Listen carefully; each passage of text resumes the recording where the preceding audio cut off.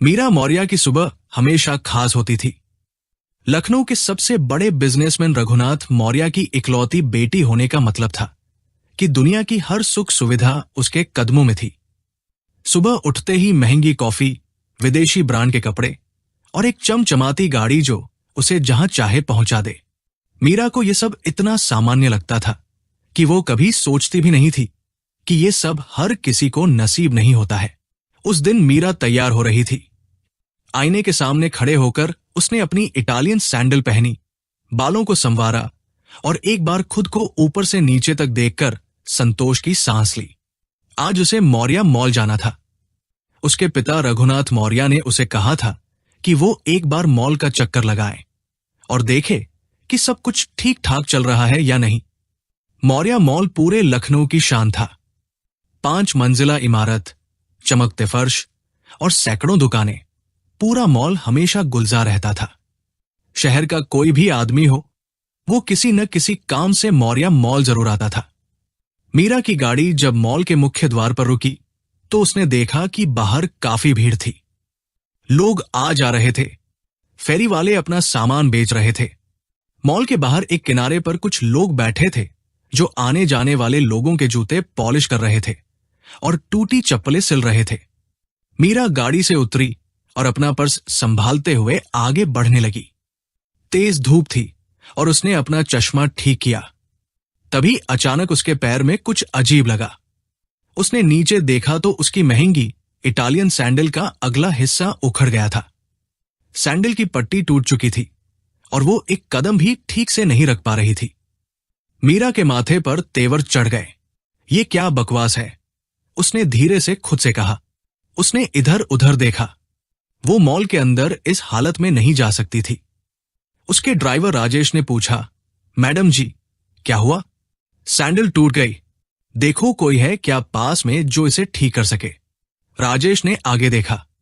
Mall की बाईं तरफ कुछ दूरी पर एक युवक बैठा था। उसके सामने एक छोटी सी चटाई थी। उस पर धागा, सुई, चमड़े के टुकड़े और पॉलिश की कुछ शीशियां रखी थी। वो पूरी तरह से काम में मगन था। मैडम, वहां एक मोची है, शायद वो ठीक कर दे। मीरा ने उस दिशा में देखा और नाक चढ़ा ली, लेकिन कोई और चारा नहीं था। वो एक पैर से लंगड़ाती हुई उस युवक की तरफ बढ़ी। वो युवक कोई 20-22 साल का रहा होगा। सांवला रंग, मजबूत हाथ और चेहरे पर पसीने की बूंदें।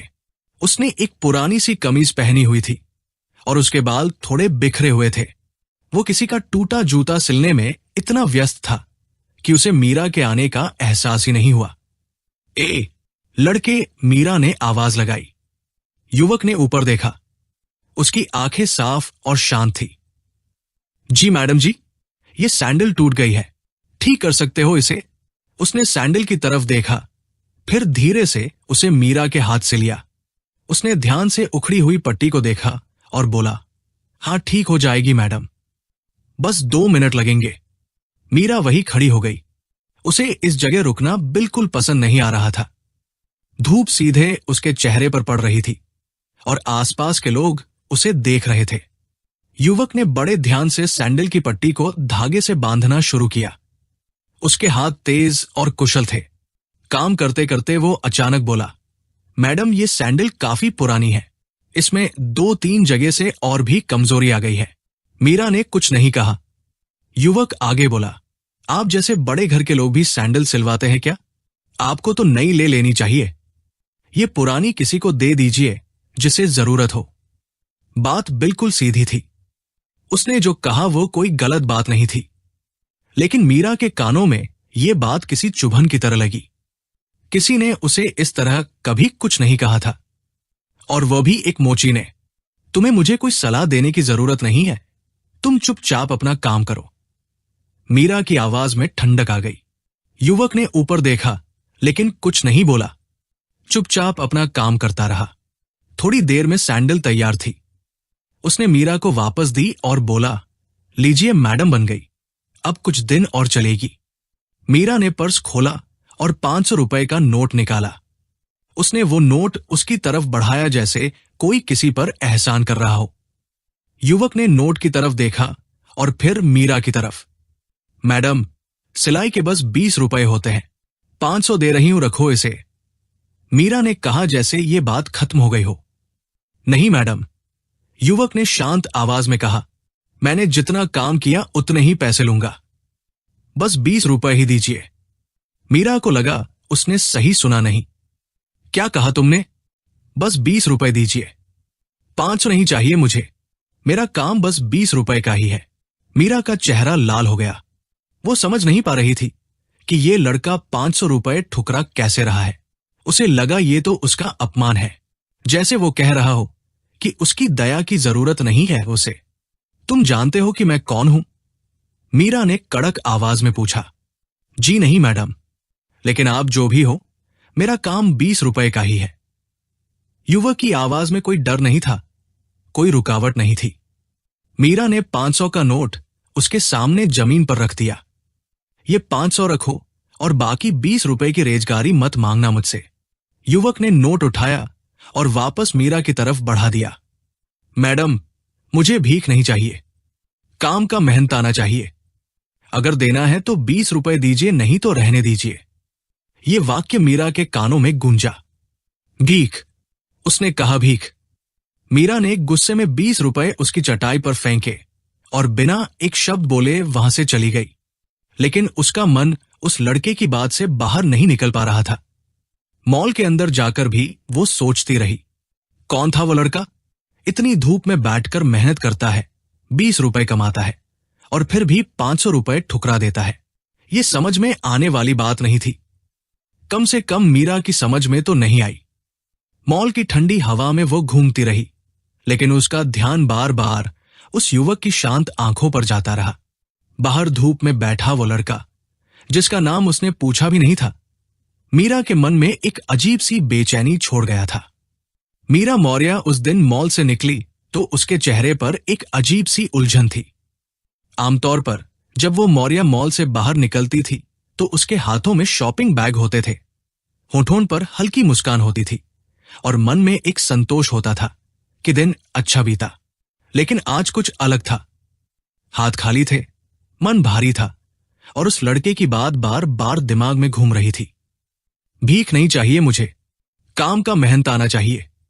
गाड़ी में बैठते ही उसने राजेश से पूछा, वो लड़का जो बाहर बैठा था, उसका नाम पता है तुम्हें? राजेश ने शीशे में मीरा को देखा और बोला, नहीं मैडम, पहले कभी ध्यान नहीं दिया।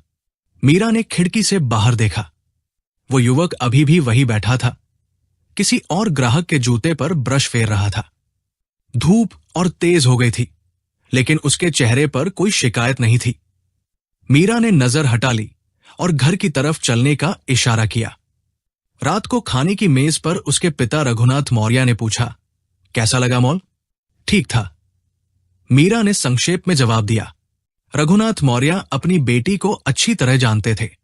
वो समझ गए कि कुछ बात है जो उसके मन में घूम रही है, लेकिन उन्होंने ज्यादा कुछ नहीं पूछा। रात को बिस्तर पर लेटे हुए मीरा की आंखों के सामने बार बार वही दृश्य आता रहा।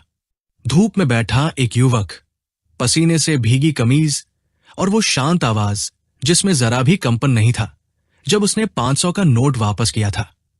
अगली सुबह मीरा ने तय किया कि वो फिर मॉल जाएगी। खुद से उसने कहा कि ये काम के सिलसिले में जाना है। पापा ने कुछ कागज मंगवाए हैं मॉल के मैनेजर से, लेकिन अंदर से वो जानती थी कि उसे उस लड़के को एक बार फिर देखना है। ये समझना है कि आखिर उस मामूली से दिखने वाले युवक में ऐसा क्या था जो उसके मन को इतना बेचैन किए हुए था।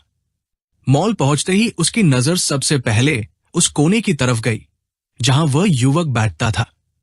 वो वही बैठा था। आज उसने हल्के नीले रंग की कमीज पहनी हुई थी। सामने एक बुजुर्ग महिला बैठी थी और वो उनकी चप्पल ठीक कर रहा था। बुजुर्ग महिला कुछ कह रही थी और वह मुस्कुराते हुए उनकी बातें सुन रहा था। उसकी उस मुस्कान में एक अजीब सी गर्माहट थी। मीरा थोड़ी देर उसे देखती रही। तभी मॉल का एक सुरक्षा गार्ड, जिसका नाम भगवान सिंह था और जो कई सालों से मौर्य मॉल में काम करता था, उस युवक के पास आया। मीरा ने देखा कि गार्ड का चेहरा सख्त था। ए मनोज, गार्ड ने तेज आवाज में कहा। तो उसका नाम मनोज था। मनोज ने ऊपर देखा। बुजुर्ग महिला ने भी चौंक कर गार्ड की तरफ देखा। क्या बात है भगवान सिंह जी? मनोज ने शांत आवाज में पूछा। कल तुमने मैडम के साथ बदतमीजी की थी। मैंने सुना इसके बारे में जो कल सब यहां हुआ था। गार्ड ने हाथ कमर पर रखे और रौब से खड़ा हो गया। मैंने उनसे कोई बदतमीजी नहीं की थी। मनोज ने सीधे गार्ड की आंखों में देखते हुए कहा, तुमने मैडम को उल्टा जवाब दिया, उनके पैसे वापस किए। ये सब क्या था? ये मेरा स्वाभिमान था। मनोज की आवाज में कोई उतार चढ़ाव नहीं था। गार्ड ने अपनी वर्दी ठीक की और नीचे झुककर मनोज से बोला, सुनो मनोज, यहां के मालिक की बेटी है वह। अगर उन्होंने पापा को बता दिया तो तुम्हारी दुकान यहां तुरंत बंद हो जाएगी, समझे? जाओ और माफी मांगो उनसे। मनोज ने बुजुर्ग महिला की चप्पल एक तरफ रखी, उठकर खड़ा हुआ और गार्ड की आंखों में देखा। भगवान सिंह जी, मैंने कल कुछ गलत नहीं किया था। मैंने बस इतना कहा था कि मेरे काम का उचित दाम दीजिए। इसमें माफी मांगने वाली कोई बात ही नहीं। तुम समझते क्यों नहीं हो? गार्ड थोड़ा और ऊंची आवाज में बोला, यह तुम्हारी रोजी रोटी का सवाल है, एक माफी से क्या जाता है तुम्हारा? मनोज ने एक लंबी सांस ली और बोला, साहब, बहुत कुछ जाता है।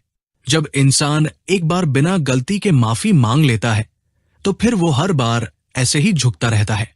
मैं अपनी मां को क्या जवाब दूंगा? उसने मुझे सिखाया है कि गलती हो तो तुरंत सिर झुकाओ, गलती ना हो तो हमेशा सिर उठाकर चलो। गार्ड का चेहरा और सख्त हो गया। बहुत ज्यादा बोलते हो तुम। यहां से अपना सामान उठाओ और कहीं और जाओ, यहां तुम्हारी जरूरत नहीं है। मनोज के चेहरे पर एक हल्की सी पीड़ा आई, लेकिन वो टस से मस नहीं हुआ। साहब, ये मेरी रोजी रोटी है। यहां रोज 50-60 लोग आते हैं। उनके जूते पॉलिश होते हैं, उनकी टूटी चप्पलें सिलता हूं। इन्हीं पैसों से मेरी मां का इलाज होता है। मेरी छोटी बहन भी पढ़ती है। अगर आप मुझे यहां से हटा देंगे तो वो दोनों क्या करेंगी? गार्ड थोड़ी देर के लिए रुका। मां बीमार है? उसने थोड़ी कम सख्त आवाज में पूछा। हां साहब, 3 साल से बिस्तर पर है। दवाइयां महंगी हैं और बहन की फीस भी इसी कमाई से जाती है। वो पढ़ना चाहती है, आगे बढ़ना चाहती है। मैं उसका सपना नहीं तोड़ सकता। मीरा वहां से थोड़ी दूर खड़ी ये सब सुन रही थी। उसे पता नहीं था कि वो कब वहां रुक गई थी। वो मॉल की तरफ जा रही थी, लेकिन मनोज और गार्ड की बातें सुनकर उसके पैर अपने आप रुक गए थे। गार्ड ने फिर अकड़ दिखाई। ये सब मुझे नहीं सुनना। मैडम से माफी मांगो वरना यहां से जाओ। नहीं जा सकता। मनोज की आवाज एकदम शांत लेकिन दृढ़ थी। और माफी भी नहीं मांगूंगा। गार्ड ने उसका सामान उठाया और एक तरफ फेंकने की कोशिश की। गार्ड जी रुकिए। ये आवाज मीरा की थी। गार्ड और मनोज दोनों ने उसकी तरफ देखा। बुजुर्ग महिला ने भी चौंक कर देखा। आसपास कुछ और लोग भी रुक गए। मीरा आगे आई। उसके मन में अभी भी कुछ उलझन थी, लेकिन उस उलझन से ज्यादा एक बात साफ थी कि जो हो रहा था वो गलत हो रहा था। भगवान सिंह जी, इसे यहां से जाने की कोई जरूरत नहीं है, मीरा ने कहा। गार्ड हड़बड़ा गया। मैडम, ये तो कल आपसे, कल इसने कुछ गलत नहीं किया था। मीरा ने बीच में ही काटा। उसकी आवाज अजीब तरह से शांत थी। मनोज ने मीरा की तरफ देखा। उसकी आंखों में न तो कृतज्ञता का भाव था और न ही कोई चापलूसी। वो बस देख रहा था। मीरा ने उसकी आंखों में देखा और पहली बार उसे महसूस हुआ कि इस लड़के की आंखों में जो चीज है वो उसने आज तक किसी की आंखों में नहीं देखी थी। न अपने पिता के दोस्तों में, न उसके अपने दोस्तों में। वो चीज थी एक गहरा और अडिग आत्मविश्वास, जो पैसों से नहीं बल्कि अपने आप पर भरोसे से आता है। गार्ड चला गया। भीड़ छंट गई। बुजुर्ग महिला मनोज की तरफ मुड़ी और बोली, बेटा, तू बहुत अच्छा है। और वो अपनी ठीक हुई चप्पल पहनकर धीरे धीरे चली गई। मीरा और मनोज के बीच कुछ पल की चुप्पी रही। तुम्हारा नाम मनोज है? मीरा ने पहले कभी न किए गए एक स्वाभाविक सवाल की तरह पूछा। जी, मेरे नाम मनोज है। मनोज क्या? मनोज कुमार वर्मा। कब से हो यहां? 2 साल से। मीरा को नहीं पता था कि वह ये क्यों पूछ रही थी, लेकिन पूछती जा रही थी, पहले क्या करते थे? मनोज थोड़ा रुका, फिर बोला, पहले एक छोटी सी दुकान पर काम करता था, लेकिन मां की बीमारी बढ़ी तो वहां जाना बंद हो गया। अस्पताल के चक्कर लगाने पड़ते थे, तो ये काम शुरू किया क्योंकि यहां बैठकर कर सकता था और अगर जल्दी जाना पड़े तो जा भी सकता था। पढ़े लिखे हो? 12वीं तक पढ़ा हूं। मीरा ने उसकी तरफ एक पल देखा। 12वीं तक पढ़ा एक लड़का जो धूप में बैठकर जूते पॉलिश करता है ताकि उसकी बीमार मां जी सके और उसकी बहन पढ़ सके, और इतने पर भी उसके चेहरे पर न कोई शिकायत है न कोई बेबसी का भाव। कल मैंने जो कहा वह, मीरा ने बात शुरू की लेकिन बीच में रुक गई। आपको माफी नहीं मांगनी चाहिए मैडम जी, मनोज ने कहा। आप वही बोलती है जैसी आपकी जिंदगी है और मैं वही बोलता हूं जैसी मेरी जिंदगी है। दोनों अपनी अपनी जगह सही है। ये वाक्य मीरा के मन में उतर गया। वो बिना कुछ कहे मॉल की तरफ मुड़ गई, लेकिन इस बार उसके मन की बेचैनी कुछ और ही थी। पहले ये बेचैनी चिढ़ थी, अब ये बेचैनी कुछ और थी जिसे वो अभी नाम नहीं दे सकती थी। मॉल के अंदर जाकर उसने एक कुर्सी पर बैठकर अपना फोन निकाला और कुछ देर खाली स्क्रीन को देखती रही। उसे याद आया कि बचपन में उसके पिता ने एक बात कही थी, मीरा, दुनिया में 2 तरह के अमीर होते हैं, एक वो जिनके पास पैसा है, दूसरे वो जिनके पास आत्मसम्मान है। पहले वाले को खरीद सकते हैं लेकिन दूसरे वाले को खरीदा नहीं जा सकता। उस वक्त मीरा को यह बात समझ नहीं आई थी। आज शायद थोड़ा थोड़ा समझ आ रही थी। उसने बाहर की खिड़की से देखा। मनोज फिर अपने काम में लग गया था। एक नया ग्राहक आया था। वो उसी शांत मुस्कान के साथ उसका स्वागत कर रहा था। धूप अब और तेज हो गई थी, लेकिन मनोज के चेहरे पर वही सुकून था।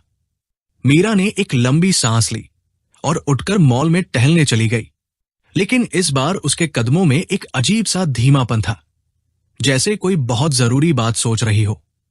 अगले दिन मीरा को मॉल जाने का कोई खास कारण नहीं था। पिछले 2 दिनों से वो किसी न किसी बहाने मौर्या मॉल चली जाती थी। पहले दिन पिता के कागज लेने का बहाना था, दूसरे दिन मैनेजर से कुछ बात करनी थी, लेकिन आज कोई बहाना नहीं था। फिर भी सुबह नाश्ता करते करते उसने राजेश को बुलाया और कहा, गाड़ी निकालो, मॉल जाना है। राजेश ने कुछ नहीं पूछा, वो चुपचाप गाड़ी लेकर आ गया। मॉल के रास्ते में मीरा ने खिड़की से बाहर देखा। लखनऊ की सुबह अपनी पूरी रफ्तार से आगे भाग रही थी। चाय की दुकानें खुल रही थी, स्कूल जाते बच्चे सड़क पर दौड़ रहे थे, सब्जी वाले अपनी रेहड़ी लगा रहे थे। ये शहर हर सुबह एक नई कहानी लेकर जागता था।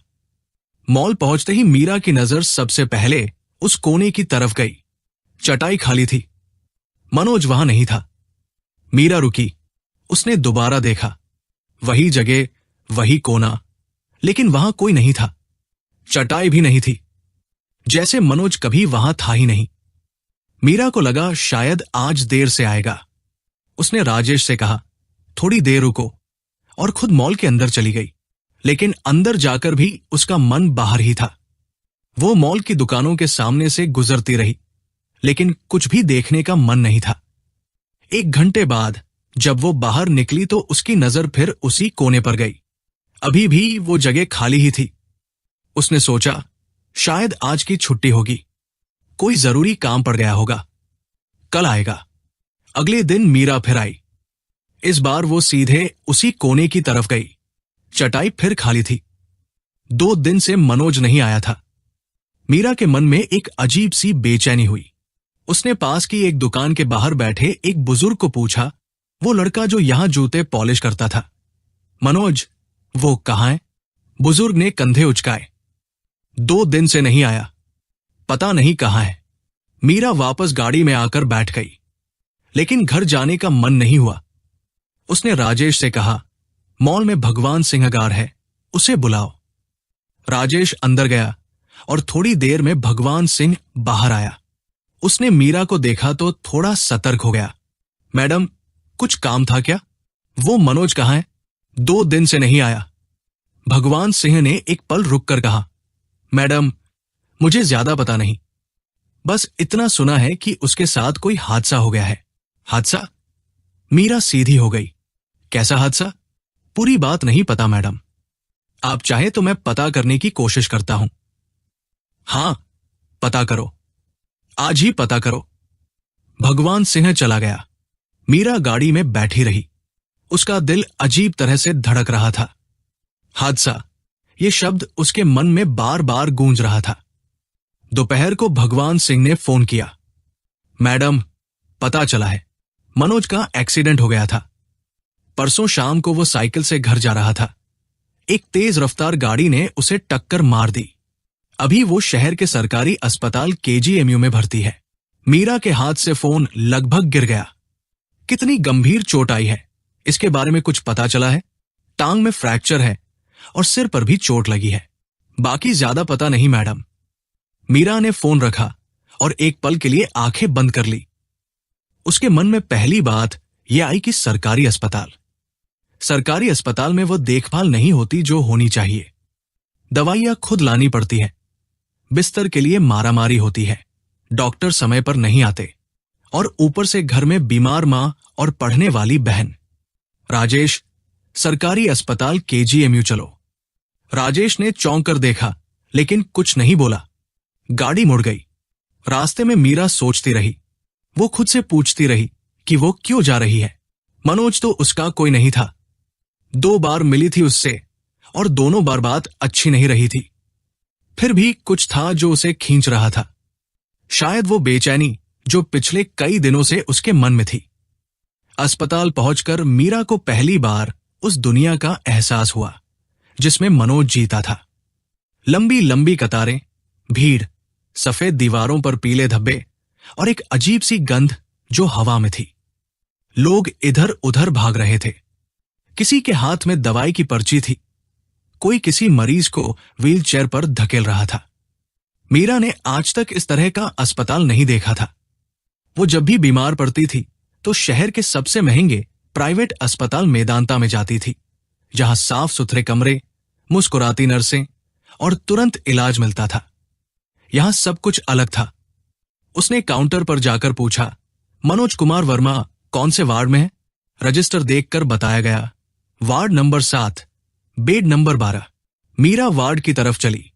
वार्ड में घुसते ही उसकी नजर बेड नंबर 12 पर गई। मनोज वहां लेटा था। उसकी बाईं टांग पर प्लास्टर था और माथे पर पट्टी बंधी हुई थी। चेहरा पीला पड़ गया था और आंखें बंद थी। उसके बगल में एक पतली सी लड़की बैठी थी जो शायद 17-18 साल की होगी। उसके हाथ में एक किताब थी, लेकिन वो पढ़ नहीं रही थी, बस मनोज के चेहरे को देख रही थी। उसकी आंखें सूजी हुई थी, जैसे काफी देर से रो रही हो। मीरा धीरे धीरे पास आई। लड़की ने ऊपर देखा। उसकी आंखों में एक सवाल था। तुम मनोज की बहन हो? मीरा ने धीरे से पूछा। जी हां, लड़की ने कहा। उसकी आवाज थकी हुई थी। आप कौन हैं? मैं मौर्या मॉल के बाहर। मीरा रुकी, फिर सीधे कहा, मैं मनोज को जानती हूं। वो अभी कैसा है? लड़की की आंखें भर आई। टांग में फ्रैक्चर है। डॉक्टर ने कहा है कि कम से कम 1 महीना बिस्तर पर रहना होगा। सिर की चोट भी गहरी है। उसने एक पल रुककर कहा, पैसे नहीं है हमारे पास। दवाइयां खुद लानी पड़ रही है, ऊपर से घर पर अम्मा। उसकी आवाज टूट गई। मीरा ने उस लड़की को देखा। उसका नाम पूछा। संध्या है।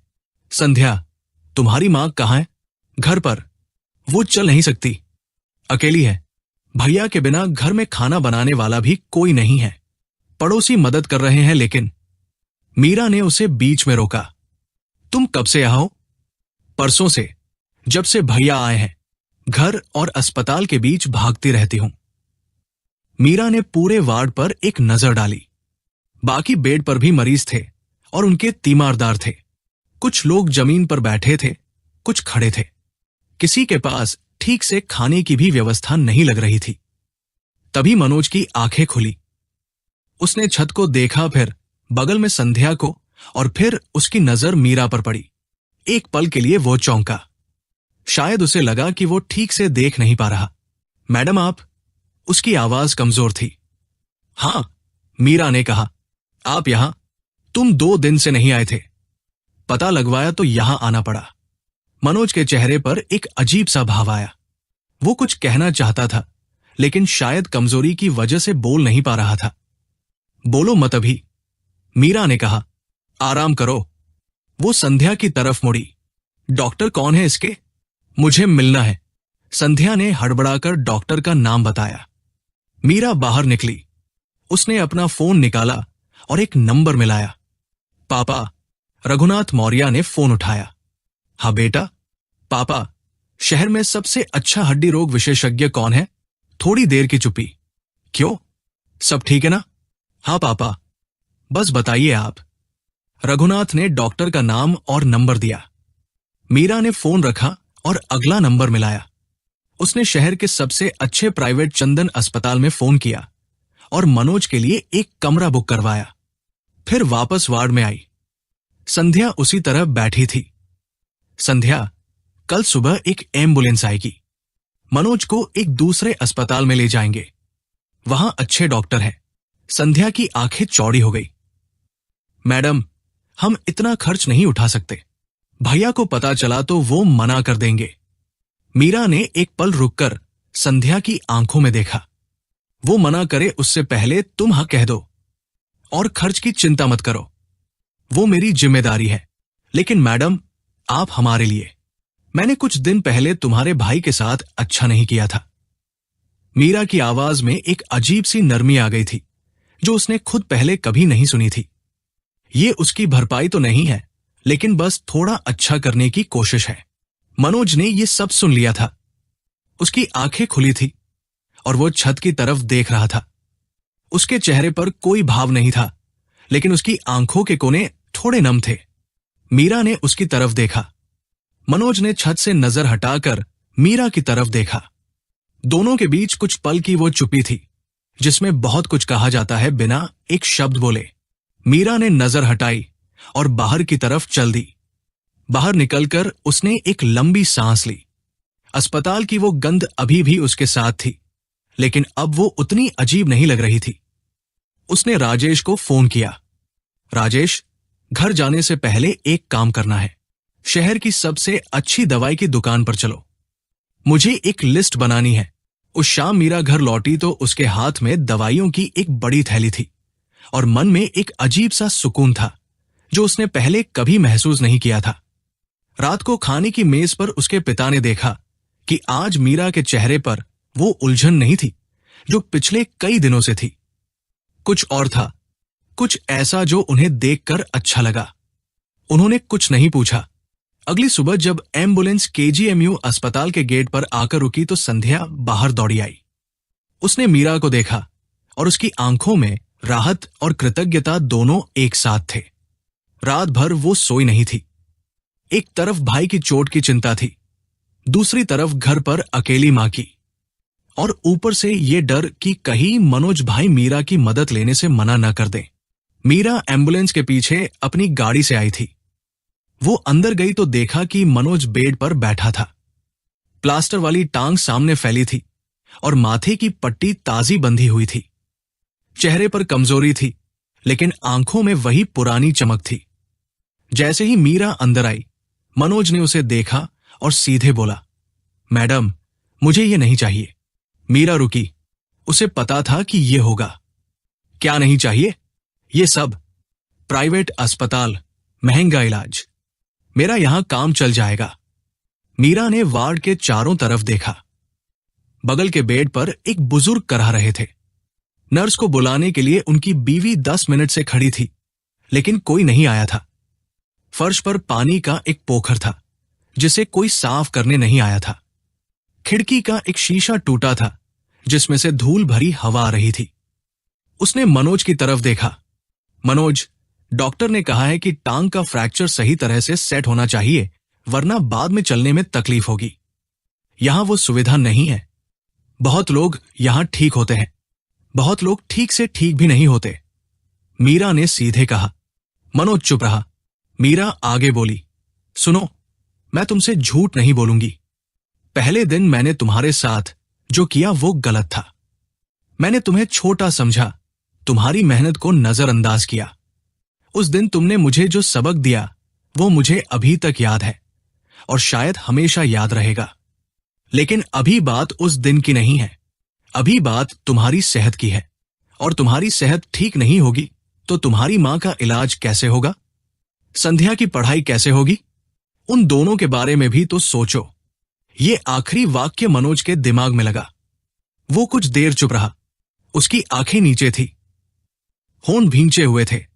संध्या पास आई और भाई का हाथ थाम कर बोली, भैया मान जाओ, अम्मा को तुम्हारी जरूरत है, मुझे तुम्हारी जरूरत है, जल्दी ठीक हो जाओ।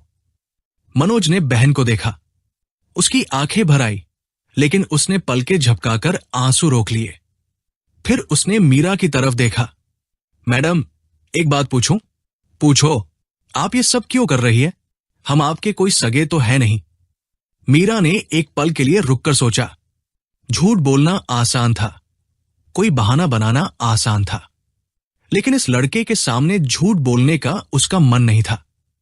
क्योंकि कुछ दिन पहले मुझे लगता था कि पैसे से सब कुछ खरीद सकते हैं, लेकिन तुमने मुझे दिखाया कि सब कुछ नहीं खरीद सकते।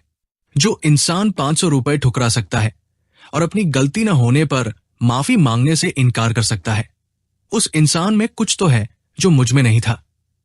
उसने एक पल रुककर आगे कहा, और शायद मैं वह चीज तुमसे सीखना चाहती हूं। वार्ड में एक पल की चुप्पी छा गई। मनोज ने धीरे से कहा, अच्छा ठीक है। संध्या ने राहत की सांस ली। एम्बुलेंस के कर्मचारी अंदर आए और मनोज को स्ट्रेचर पर लिटाया। जाते जाते मनोज ने एक बार पूरे सरकारी वार्ड को देखा, उन बेडों को देखा जहां उसके जैसे और भी लोग थे जो बेहतर इलाज के हकदार थे, लेकिन पास में पैसे नहीं थे। उसकी आंखों में एक संकल्प था। नए अस्पताल में पहुंचते ही माहौल एकदम से बदल गया। साफ सुथरा कमरा, नरम बिस्तर, वातानुकूलन और समय पर आती नर्सें। शहर के जाने माने हड्डी रोग विशेषज्ञ डॉक्टर अग्रवाल ने आकर मनोज की जांच की। उन्होंने एक्सरे देखे और कहा कि समय पर आ गए, फ्रैक्चर सही तरह से सेट हो जाएगा। मनोज उस कमरे में अजीब महसूस कर रहा था। उसने कभी इस तरह की जगह नहीं देखी थी। दीवारों पर हल्के नीले रंग का पेंट था, खिड़की से बाहर हरे पेड़ दिख रहे थे और बिस्तर की चादर इतनी सफेद थी कि वो उस पर लेटने से भी झिझक रहा था। संध्या ने उसे टोका, भैया लेट जाओ। मनोज लेट गया। मीरा बाहर थी। उसने डॉक्टर अग्रवाल से बात की, दवाइयों की लिस्ट ली और अस्पताल की सारी औपचारिकताएं पूरी की। उसने संध्या के लिए भी खाने का इंतजाम करवाया, क्योंकि लड़की 2 दिन से ठीक से नहीं खाई थी। दोपहर को जब मीरा कमरे में आई तो मनोज की आंखें खुली थी और वो छत देख रहा था। कैसा लग रहा है अब? मीरा ने कुर्सी खींचकर बैठते हुए पूछा। ठीक है, मनोज ने कहा। फिर थोड़ी देर बाद बोला, मैडम, मेरी मां का इलाज, उसकी चिंता मत करो। मैंने एक डॉक्टर को उनके घर भेजने का इंतजाम किया है, वो देख लेंगे। मनोज का गला भर आया। मैडम, मैं ये सब कभी चुका नहीं पाऊंगा। किसने कहा चुकाना है? मीरा ने कहा। नहीं मैडम, मैं किसी का एहसानमंद होकर नहीं जीना चाहता। आप बताइए कि मैं आपका ये कर्ज कैसे उतारूंगा।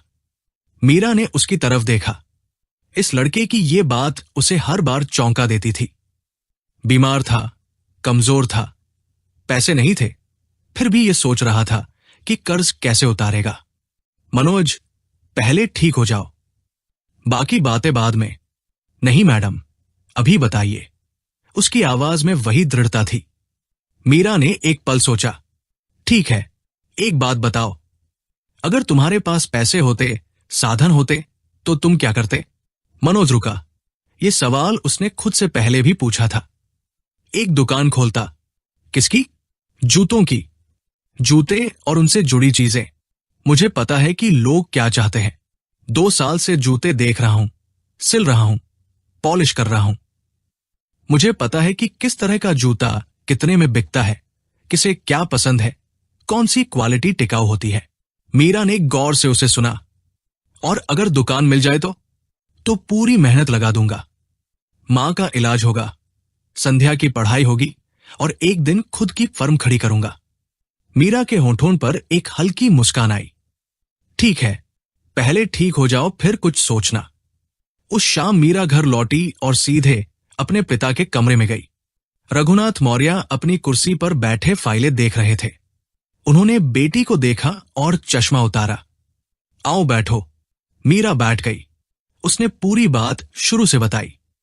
मनोज से पहली मुलाकात, उसका 500 रुपए ठुकराना, गार्ड का झगड़ा और फिर दुर्घटना, सब कुछ। रघुनाथ मौर्य ने बिना बीच में बात काटे सब सुना। जब मीरा चुप हुई तो वो कुछ देर खामोश रहे। तो तुम उसे मौर्य मॉल में एक दुकान दिलाना चाहती हो? हाँ पापा। क्यों? क्योंकि वो उसका हकदार है। रघुनाथ ने बेटी को ध्यान से देखा। उन्होंने उसकी आंखों में वो बात देखी जो उन्हें बरसों से देखनी थी।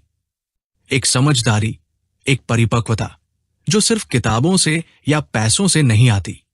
मीरा, मौर्य मॉल में हर दुकान के लिए लंबी वेटिंग लिस्ट है। लोग साल साल भर इंतजार करते हैं। मुझे पता है पापा।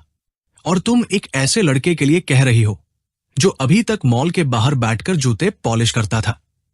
हाँ, क्योंकि उस लड़के में वो काबिलियत है जो बहुत से दुकानदारों में नहीं है। रघुनाथ मौर्य मुस्कुराए। ये वो मुस्कान थी जो एक पिता तब मुस्कुराता है जब उसे लगता है कि उसकी मेहनत रंग लाई। एक काम करो, जब वो ठीक हो जाए तो उसे मेरे पास लेकर आओ। मैं खुद उससे बात करूंगा। मीरा ने राहत की सांस ली। अगले 3 हफ्ते धीरे धीरे बीते। मनोज अस्पताल में था और मीरा लगभग हर दिन आती थी। शुरू में वो बस थोड़ी देर रुकती थी, हाल पूछती थी और चली जाती थी। लेकिन धीरे धीरे वो देर तक रुकने लगी। कभी मनोज की मां की दवाइयों का हाल पूछती, कभी संध्या की पढ़ाई के बारे में बात करती और कभी कभी मनोज से बात होती। वो बातें बहुत अलग होती थी उन बातों से जो मीरा अपने दोस्तों से करती थी। यहां कोई दिखावा नहीं था, कोई होड़ नहीं थी। मनोज सीधे बोलता था और जो सोचता था वही कहता था। एक दिन मीरा ने पूछा, तुम कभी गुस्सा नहीं होते? इतनी मुश्किलें हैं फिर भी इतने शांत रहते हो। मनोज ने थोड़ी देर सोचा। गुस्सा होता हूं मैडम, लेकिन अम्मा ने एक बात सिखाई है कि गुस्सा वो आग है जो दूसरे को कम और खुद को ज्यादा जलाती है। तो जब गुस्सा आता है तो काम में लगा देता हूं। मीरा ने ये बात अपने मन में रख ली। एक और दिन मनोज ने पूछा, मैडम आप मॉल में क्या देखती हैं? मतलब जब आप मौर्य मॉल का चक्कर लगाती हैं तो क्या देखती हैं? मीरा ने सोचा, दुकानें देखती हूं, लोग देखती हूं, लेकिन उन लोगों को नहीं देखती जो मॉल के बाहर हैं। ये वाक्य चुभा। अब देखती हूं, मीरा ने धीरे से कहा। मनोज ने कुछ नहीं कहा, लेकिन उसके चेहरे पर एक हल्की सी मुस्कान आई। 3 हफ्ते बाद जब मनोज अस्पताल से निकला तो वो पहले से काफी बेहतर था। टांग पर अभी भी प्लास्टर था, लेकिन बैसाखी से चल सकता था। चेहरे पर रंग वापस आ गया था। निकलते वक्त उसने अस्पताल के कर्मचारियों को धन्यवाद कहा, डॉक्टर अग्रवाल को प्रणाम किया और मीरा की तरफ मुड़ा। मैडम आपका भी बहुत शुक्रिया। अभी शुक्रिया मत करो, मीरा ने कहा। पहले मेरे पापा से मिलो। मनोज ने उसकी तरफ सवाल भरी नजरों से देखा। कल सुबह 10 बजे मौर्य मॉल के ऑफिस में। मनोज समझ नहीं पाया कि यह मुलाकात किस बारे में होगी, लेकिन उसने हां कह दिया। उस रात मनोज घर लौटा तो मां बिस्तर पर थी, लेकिन उनकी आंखों में एक चमक थी जो पहले नहीं थी। डॉक्टर की नियमित दवाइयों से उनकी तबीयत में कुछ सुधार आया था। मां ने मनोज को देखते ही आंखें भर ली। आ गया मेरा बेटा। मनोज मां के पास बैठ गया और उनका हाथ थाम लिया। अम्मा, सब ठीक हो जाएगा। मां ने उसके माथे पर हाथ रखा। वो लड़की कौन है जिसने तेरा इतना ख्याल रखा? मनोज ने एक पल रुककर कहा।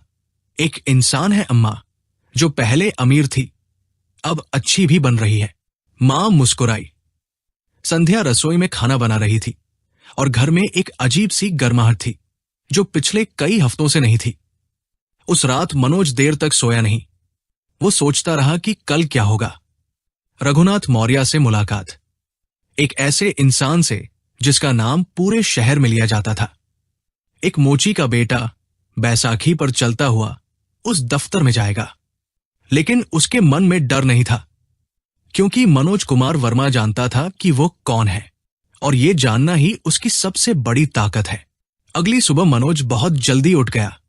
घर में एक ही अलमारी थी जिसमें उसके कपड़े रखे थे। उसने उसे खोला और अंदर रखे कपड़ों को एक एक करके देखा। एक हल्के नीले रंग की कमीज थी जो उसने पिछले साल दिवाली पर खरीदी थी। उसने वही निकाली, प्रेस की और पहनी। पैंट भी ठीक से झाड़ा और पहन लिया। जूते उसने खुद पॉलिश किए। बैसाखी को भी साफ कपड़े से पोंछा। संध्या रसोई में चाय बना रही थी। उसने भाई को देखा और मुस्कुराई। आज तो बहुत तैयार हो भैया, एक जरूरी मुलाकात है। मैडम के पापा से क्या? मनोज ने हाँ में सिर हिलाया। संध्या चाय का कप लेकर आई और भाई के सामने रखा। भैया, डरना मत। मनोज ने बहन की तरफ देखा। डर किस बात का? मैंने कोई गलत काम तो किया नहीं किया है, मुझे पता है, लेकिन फिर भी। मां के कमरे से आवाज आई, मनोज बेटा इधर आ।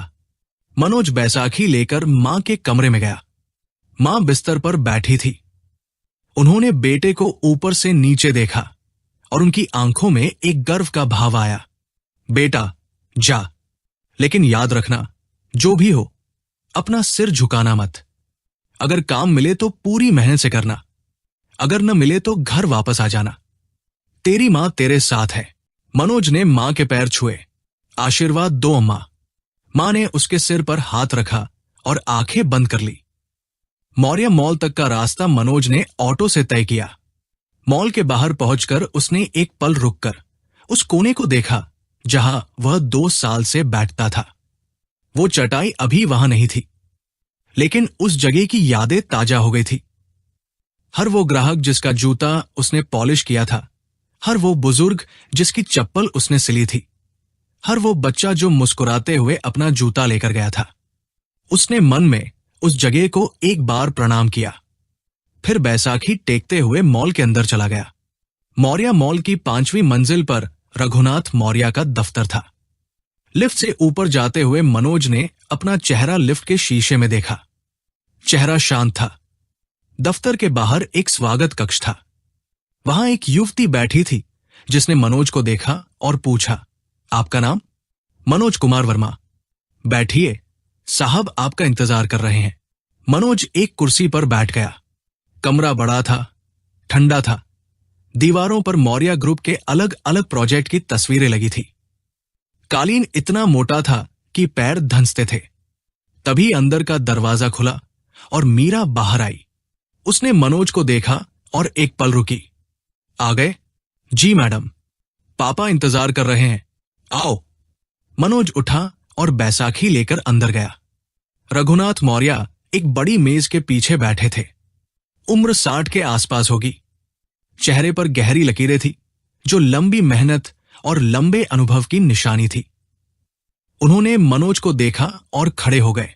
ये मनोज को उम्मीद नहीं थी। रघुनाथ मौर्य खुद खड़े होकर उसका स्वागत करें, ये उसने सोचा नहीं था। आओ बेटा, बैठो। मनोज ने झुककर प्रणाम किया। प्रणाम साहब। खुश रहो, बैठो। मनोज बैठ गया। मीरा एक तरफ कुर्सी पर बैठ गई। रघुनाथ ने मनोज को ध्यान से देखा। कुछ देर चुप रहे, फिर बोले, मीरा ने तुम्हारे बारे में बताया? जी, उसने कहा कि तुमने उससे 500 रुपए लेने से इनकार कर दिया। जी, मेरे काम के 20 रुपए थे। रघुनाथ ने हल्के से मुस्कुराए। और जब गार्ड ने धमकाया तो भी नहीं झुके? गलती नहीं की थी तो झुकने का सवाल ही नहीं था साहब। रघुनाथ ने मेज पर हाथ रखे और आगे झुककर बोले, मनोज, मैंने अपनी जिंदगी में बहुत लोग देखे हैं, अमीर, गरीब, पढ़े लिखे, अनपढ़, लेकिन एक चीज जो बहुत कम लोगों में होती है वह है आत्मसम्मान और ईमानदारी का वह मेल जो तुम में है। ये दोनों साथ में बहुत कम मिलते हैं। मनोज ने कुछ नहीं कहा। मीरा ने कहा कि तुम जूते और एसेसरीज की दुकान खोलना चाहते हो। जी साहब, अगर मौका मिले तो खोलने की बहुत इच्छा है। मौका क्यों नहीं मिलेगा? रघुनाथ ने सीधे कहा। मौर्या मॉल की दूसरी मंजिल पर एक दुकान खाली है। पिछले 3 महीने से खाली है। उसका किराया माफ। पहले 6 महीने तुम बिना किराए के काम करो। उसके बाद जो कमाओ उसमें से एक छोटा हिस्सा किराए के रूप में दो। मनोज की आंखें चौड़ी हो गई। साहब, रुको, रघुनाथ ने हाथ उठाया। मेरी एक शर्त है। जी, जो ईमानदारी और मेहनत तुमने उस चटाई पर दिखाई, वही इस दुकान में भी दिखानी है। ग्राहक के साथ वही व्यवहार जो तुम उस बुजुर्ग महिला के साथ करते थे। कोई मिलावट नहीं, कोई धोखा नहीं। मनोज ने एक पल के लिए रुककर रघुनाथ की आंखों में देखा। साहब, ये शर्त मुझे मंजूर नहीं है। कमरे में एक पल की चुप्पी छा गई। मीरा सीधी हो गई। रघुनाथ ने भौहें उठाई। मंजूर नहीं? रघुनाथ ने शांत आवाज में पूछा। नहीं साहब, मनोज ने सीधे कहा। इसलिए नहीं कि मुझे ईमानदारी पसंद नहीं, बल्कि इसलिए कि ईमानदारी और मेहनत मेरी शर्त पर नहीं, मेरी आदत पर चलती है। इसे किसी समझौते में नहीं ढाला जा सकता। ये मेरे अंदर से आती है, बाहर से नहीं। रघुनाथ मौर्य कुछ पल चुप रहे, फिर वो जोर से हंसे। वो हंसी पूरे कमरे में गूंजी। मीरा ने भी राहत की सांस ली और उसके चेहरे पर एक मुस्कान आई। रघुनाथ ने उठकर मनोज की तरफ हाथ बढ़ाया। यही सुनना चाहता था। दुकान तुम्हारी है, तुम जैसे मर्जी चलाना चाहो वैसे चलाना। अब खुश होना। मनोज ने हाथ मिलाया। उसके हाथ में कंपन था, लेकिन आंखों में नहीं। उसी हफ्ते दुकान का काम शुरू हुआ। मौर्य मॉल की दूसरी मंजिल पर दुकान नंबर 12। पहले वो खाली और बंद पड़ी थी। अब उसमें रोशनी आई, रंग आया। मनोज ने खुद दुकान की सफाई की, हालांकि टांग पर अभी भी पट्टी थी। संध्या ने मदद की। मीरा ने दुकान की सजावट में सलाह दी। कौन से रंग की दीवारें हों, शेल्फ कैसे लगें, सामान कैसे रखा जाए। दुकान का नाम मनोज ने खुद रखा, Verma footwear and accessories. Meera ने कहा, कोई ज्यादा आकर्षक नाम रखो। मनोज ने मुस्कुराकर कहा, मैडम, ये नाम मेरी पहचान है। जो मैं हूं वही नाम होगा। मीरा ने कुछ नहीं कहा। दुकान खुलने के पहले दिन सुबह मनोज ने अपनी मां को व्हीलचेयर पर लाकर दुकान के सामने बिठाया। मां ने दुकान को देखा और आंखें भर ली। मेरे बेटे की दुकान। संध्या भी वहां थी। उसकी आंखें चमक रही थी। मनोज ने दुकान का शटर खोला। रोशनी अंदर आई। शुरुआत छोटी थी। पहले हफ्ते ज्यादा ग्राहक नहीं आए, दूसरे हफ्ते थोड़े आए, लेकिन जो भी आया वह दोबारा आया, क्योंकि मनोज का व्यवहार वही था जो उस चटाई पर था। हर ग्राहक के साथ सीधी बात, सही दाम और ईमानदारी। एक महिला आई जिसे बच्चे के लिए जूते चाहिए थे। मनोज ने उसे वो जूते नहीं बेचे जो महंगे थे, बल्कि वो बेचे जो बच्चे के पैर के लिए सही थे। महिला इतनी खुश हुई कि अगले हफ्ते वो 3 और लोगों को लेकर आई। एक बुजुर्ग आए जिन्हें आरामदायक चप्पल चाहिए थी। मनोज ने उनके पैर की बनावट देखी और सही चप्पल सुझाई। बुजुर्ग ने कहा, बेटा, पहली बार किसी ने मेरे पैर को इतने ध्यान से देखा। धीरे धीरे मुंह से मुंह तक बात फैली। 2 महीने बाद दुकान में इतने ग्राहक थे कि मनोज को एक सहायक रखना पड़ा। 4 महीने बाद उसने एक छोटी सी ऑनलाइन दुकान भी शुरू की। शहर के बाहर से ऑर्डर आने लगे।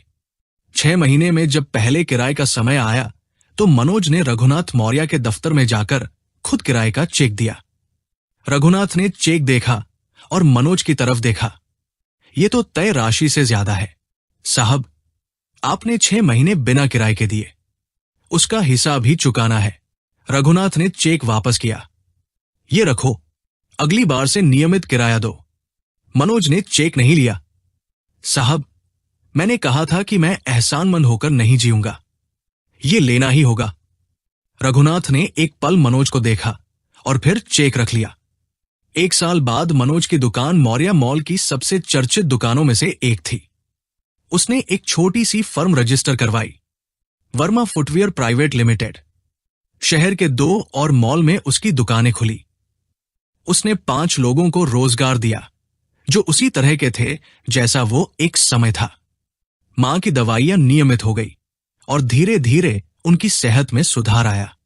एक दिन वो बिना किसी सहारे के उठकर रसोई तक चलकर गई। मनोज उस दिन काम से लौटा तो देखा कि मां खुद चाय बना रही है। वो वही दरवाजे पर रुक गया और उसकी आंखें भर आई। संध्या की पढ़ाई बिना किसी रुकावट के चलती रही। उसने कॉलेज में दाखिला लिया और अपनी कक्षा में हमेशा अच्छे नंबर लाई। एक शाम मनोज दुकान बंद करके निकल रहा था तो मीरा वहां आई। ये अब आम बात थी। मीरा कभी कभी आती थी और दुकान देखती थी, कभी कोई सुझाव देती, कभी बस बैठकर बात करती। कैसा रहा आज का दिन? मीरा ने पूछा। अच्छा रहा। आज एक नया ऑर्डर आया है। एक स्कूल ने अपने सभी छात्रों के लिए जूते मंगवाने का काम दिया है। मीरा के चेहरे पर खुशी आई। ये तो बहुत बड़ा ऑर्डर है। हाँ, और उस स्कूल के जूते ऐसे होंगे जो टिकाऊ हो और सस्ते भी। वो बच्चे उन घरों से हैं जहां ज्यादा पैसे नहीं हैं। मीरा ने उसकी तरफ देखा। तुम इसीलिए मना नहीं कर पाते ना? जब कोई जरूरतमंद आता है, मना करने का मन ही नहीं होता। मनोज ने सीधे कहा। क्योंकि मैं जानता हूं कि जरूरत क्या होती है। दोनों कुछ देर चुप रहे।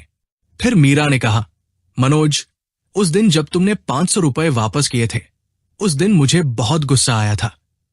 मुझे पता है, लेकिन उसी दिन से मेरे मन में कुछ बदलना शुरू हुआ। मनोज ने उसकी तरफ देखा। मैडम, आप पहले से बुरी नहीं थी। बस आपको कभी वो नजरिया नहीं मिला था जिससे दूसरी दुनिया दिखती है। अब मिला। मीरा ने धीरे से कहा। तुम्हारी वजह से मिला। मनोज ने दुकान का शटर बंद किया। बाहर मॉल में रोशनी थी। लोग आ जा रहे थे। नीचे वो कोना था जहां कभी एक चटाई होती थी और एक युवक बैठता था जिसके हाथ मेहनती थे और मन साफ था। मनोज ने एक पल उस कोने को देखा। वो कोना अब खाली था, लेकिन उसकी कहानी खाली नहीं थी। वो कहानी यहीं से शुरू हुई थी। एक टूटी हुई सैंडल से, 20 रुपए की ईमानदारी से और एक ऐसे इंसान के आत्मसम्मान से जो गरीब था लेकिन कभी कमजोर नहीं था। और उस कहानी ने यह साबित किया कि इंसान की असली पहचान उसकी जेब से नहीं, उसकी रीढ़ से होती है।